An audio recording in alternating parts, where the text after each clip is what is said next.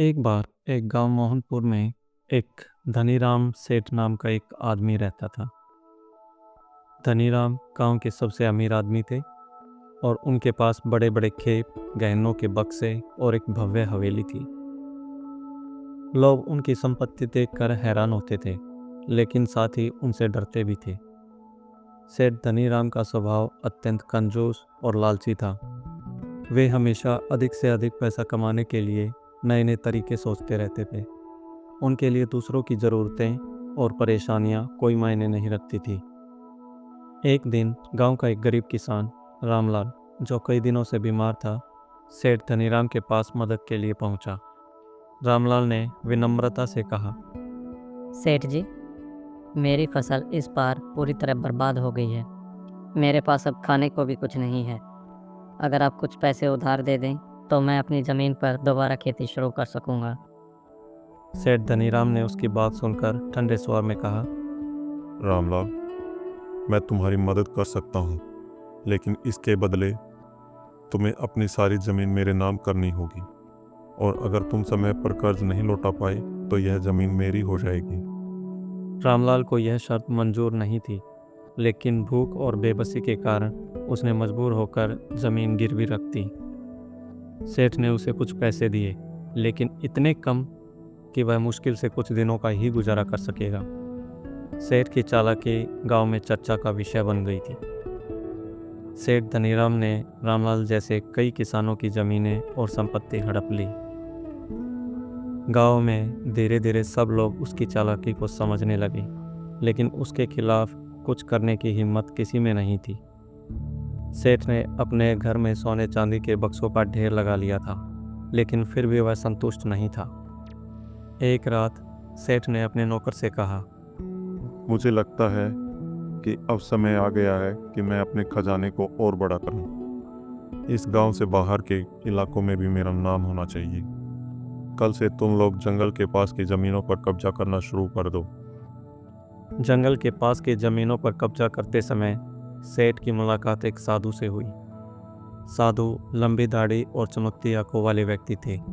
उन्होंने सेठ को चेतावनी भरे लहजे में कहा, सेठ जी, आप बहुत धनवान हैं, लेकिन क्या आपने कभी सोचा है कि इतना धन लेकर आप क्या करेंगे?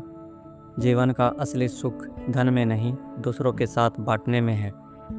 सेठ ने साधु की बात पर हंसते हुए जवाब दिया, साधु बाबा, धन ही तो सब कुछ है।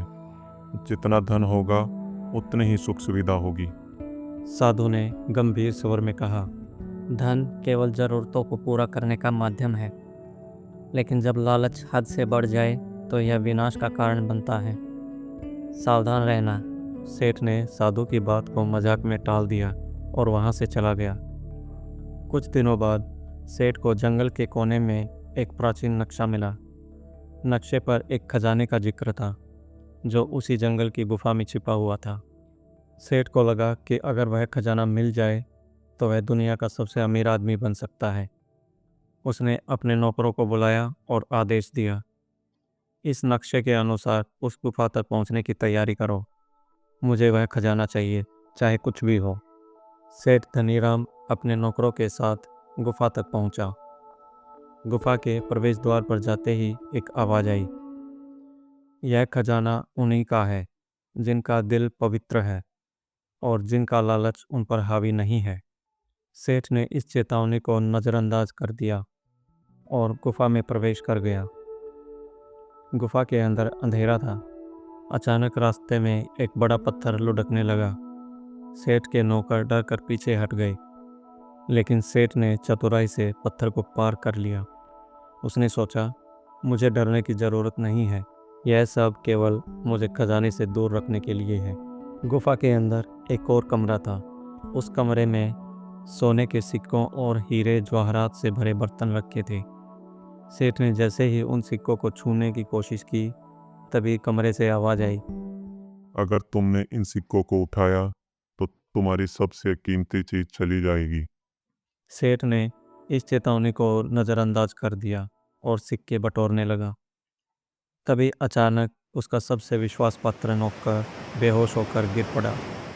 डर और घबराहट के बावजूद सेठ ने सिक्कों को उठाना बंद नहीं किया। उसे अपने लालच का कोई अंत नजर नहीं आया। गुफा के सबसे गहरे कोने में सेठ को एक बड़ा सा बक्सा मिला। जब सेठ ने उस बक्से को छुआ तो उससे भी एक आवाज़ आई। यह खजाना उन्हीं का है जो इसे दूसरों की भलाई के लिए इस्तेमाल करेगा। अगर तुम्हारे इरादे स्वार्थी हैं तो इसे छूने की सोचना भी मत। सेठ ने बक्से को खोल दिया।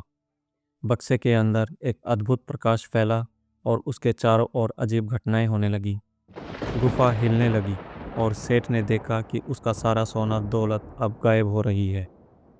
सेठ किसी तरह गुफा से बाहर निकला और वह जब अपने घर पहुंचा तो उसने देखा कि उसकी हवेली, जमीन, सोना सब कुछ किसी जादू से गायब हो चुका था। सेठ अब गरीब हो चुका था। जब वह गांव वालों से मदद मांगने लगा तो सभी गांव वालों ने उसकी मदद करने से इनकार कर दिया, क्योंकि उसने भी कभी किसी की मदद नहीं की थी।